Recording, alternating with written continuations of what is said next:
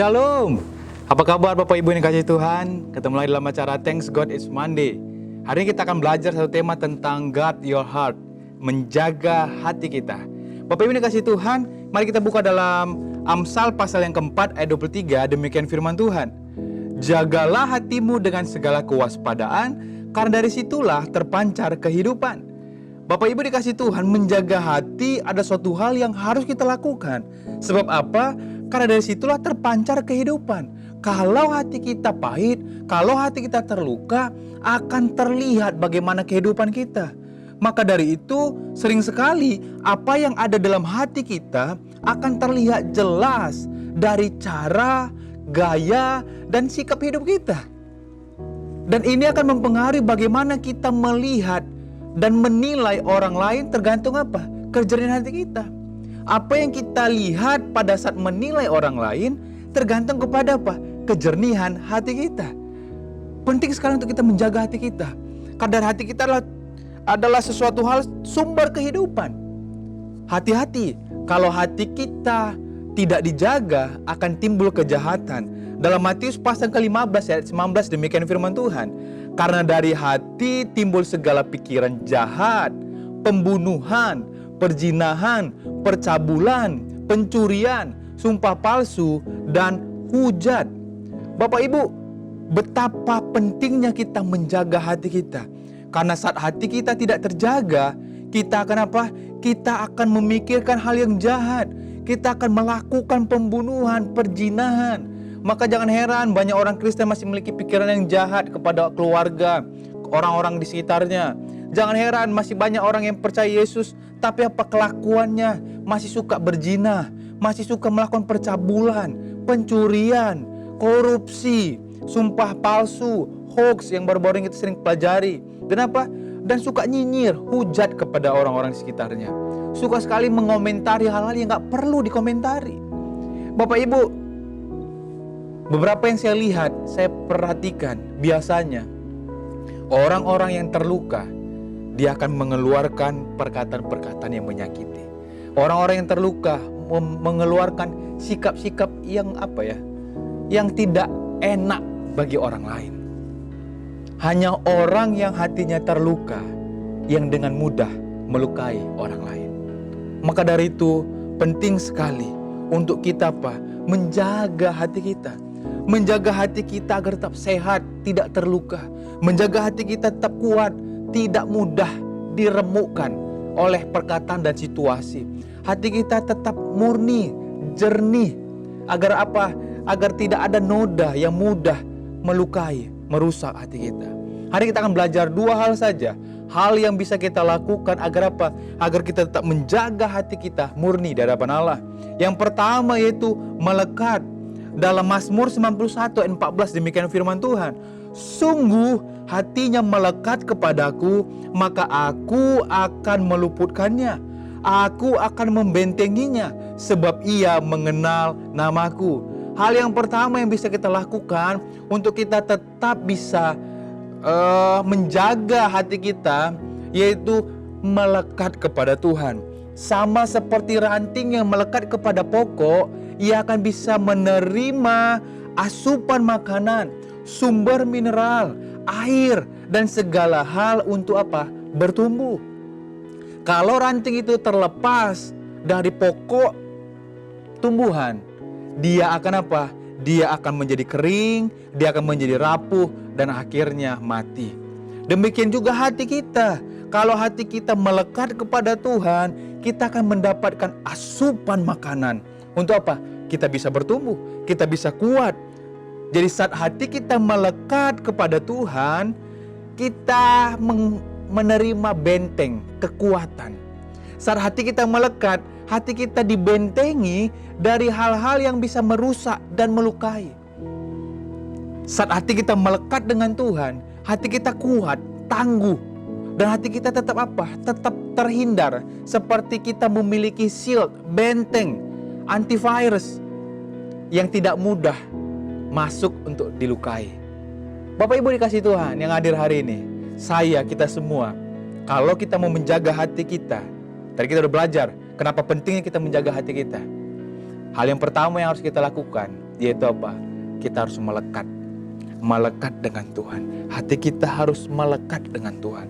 Agar apa? Agar hati kita bisa dibentengi dari segala hal yang ingin merusak, melukainya. Mari Bapak Ibu, kalau hari-hari ini kita mudah tersinggung, kalau hari-hari ini kita mudah terluka, mungkin hati kita mulai jauh dari Tuhan. Hati kita tidak lagi melekat dengan Tuhan. Kita tidak menerima asupan lagi untuk hati kita tetap kuat menghadapi setiap serangan, noda, kepahitan yang diluncurkan, ditancapkan kepada hati kita. Mari kembali bangun kedekatan dengan Tuhan, agar hati kita tetap melekat dengan Tuhan dan tidak mudah dilukai oleh apapun. Yang kedua, yang terakhir, yang bisa kita lakukan untuk kita menjaga hati kita, yaitu mengupgrade atau meningkatkan. Saya pernah dengar sebuah cerita, dan Bapak Ibu mungkin pernah dengar, tentang bagaimana seorang pria seorang anak muda yang dia merasa situasi hidupnya sepertinya tidak menyenangkan. Begitu banyak orang yang menyakitinya, begitu banyak orang yang melukainya. Dia merasa situasi hidupnya itu jauh dari kata baik. Dan dia mulai merasa, apakah aku masih perlu hidup? Dan momen itu dia mendengar ada seorang bapak tua di tengah hutan yang memiliki hikmat, jalan keluar untuk kehidupannya, untuk masalahnya. Akhirnya dia datang ke hutan itu dan sampai ketemu bapak itu. Bapak tua ini berkata, dia mendengar cerita anak muda ini. Dan setelah bapak tua ini mendengar cerita anak muda ini disuruh untuk apa? Meminum segelas air yang ada di meja yang sudah disediakan oleh bapak tua ini. Dia minum segelas, bagaimana rasanya? Segar. Tuangkan lagi dari teko. Dia tuangkan lagi.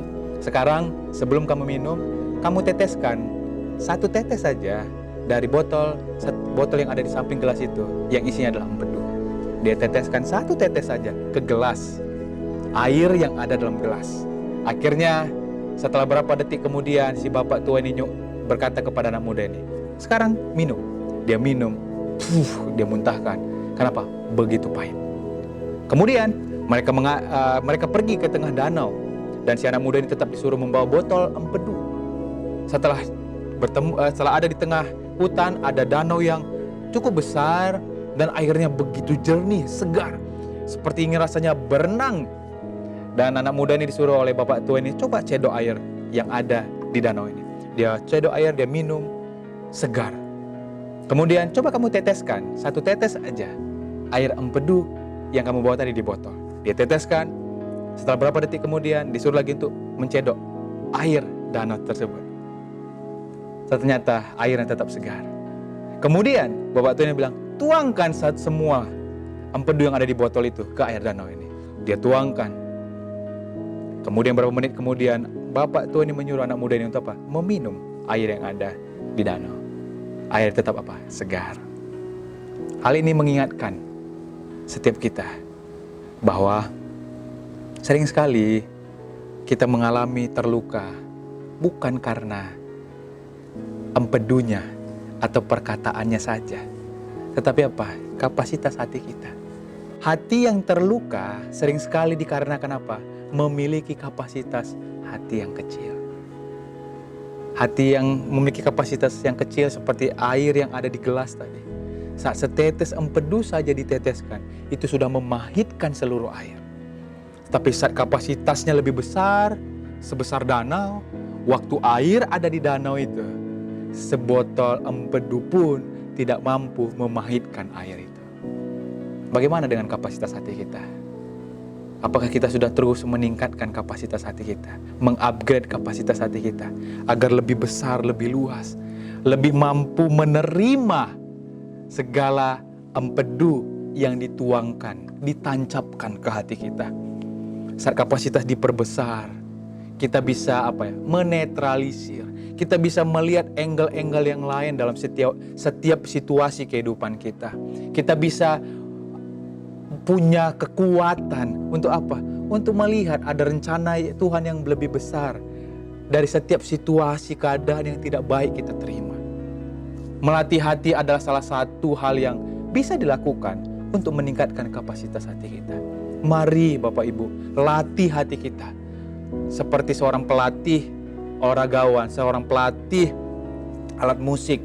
Biasanya mereka memberikan pelatihan step by step untuk terus anak ini atau orang yang dilatih ditingkatkan kapasitasnya, dimaksimalkan kapasitasnya. Seperti Yesus menjadi standar utama kita. Bagaimana dia dihianati, dilukai, diolok-olok, ditolak. Tapi dia tetap apa? Bisa berkata. Yesus berkata, ampuni, karena mereka tidak tahu apa yang mereka perbuat. Bagaimana dengan kita? Kalau kapasitas hati kita belum sampai di sana, kita semua, ayo latih terus hati kita, tingkatkan kapasitasnya. Agar apa? Apapun yang kita alami, kita bisa kuat. Hati kita tidak terluka, hati kita tidak ternodai oleh hal-hal yang ditumpahkan ke dalam hidup kita. Mari Bapak Ibu, yang pertama kita harus apa? Melekat. Hati kita harus melekat dengan Allah. Dan yang kedua, kita harus meningkatkan kapasitas hati kita. Biarlah firman Tuhan ini mengingatkan kita semua, untuk kita bisa apa? Terus menjaga hati kita, agar sikap, pikiran, perkataan, dan tindakan kita tetap murni, tetap sesuai dengan apa yang Tuhan mau, dan menyegarkan orang-orang yang di sekitar kita. Amin. Mari kita berdoa. Bapa dalam surga, kami ucap syukur buat pagi ini. Kami telah dengar firman-Mu. Firman-Mu mengingatkan kami untuk kami menjaga hati kami. Sebab dari hati kami adalah sumber kehidupan. Saat hati kami tidak terjaga, kami mulai memikirkan hal yang jahat. Kami mulai memikirkan untuk melakukan korupsi, pencurian, pembunuhan, perkataan-perkataan yang menyakiti orang lain. Tuhan, tolong kami untuk kami bisa dimampukan menjaga hati kami. Dimulai dengan apa? Kami mau melekat dengan Tuhan. Kami mau belajar meningkatkan kapasitas hati kami. Tolong kami Tuhan. Kalau hari ini kami adalah pribadi yang mengalami terluka, hati kami dilukai, pagi hari yang mau berdoa sungguh kepada Tuhan. Di dalam nama Tuhan Yesus, Tuhan jamah, Tuhan balut setiap luka, agar kami dikuatkan, disembuhkan. Dan juga Tuhan, setiap kami yang mungkin mengalami kepahitan, Tuhan tolong Bapa. Roh Kudus mampukan agar kami dimampukan mengampuni orang yang bersalah kepada kami, seperti Engkau juga mengampuni kami. Demikian juga kami bisa mengampuni orang yang bersalah kepada kami dengan kasih yang sempurna yang Tuhan berikan buat kehidupan kami. Hamba-Mu, kami semua yang mendengar hari ini, kami bisa lakukan dalam kehidupan kami, agar dari kehidupan kami mengalir aliran-aliran yang menyegarkan, dimulai dari keluarga kami, orang-orang terdekat kami, dan dimanapun Tuhan tempatkan kami berada. Di dalam nama Tuhan Yesus, kami berdoa dan mengucap syukur. Haleluya. Amin. Selamat menjalani hari ini. Tuhan Yesus memberkati. Shalom.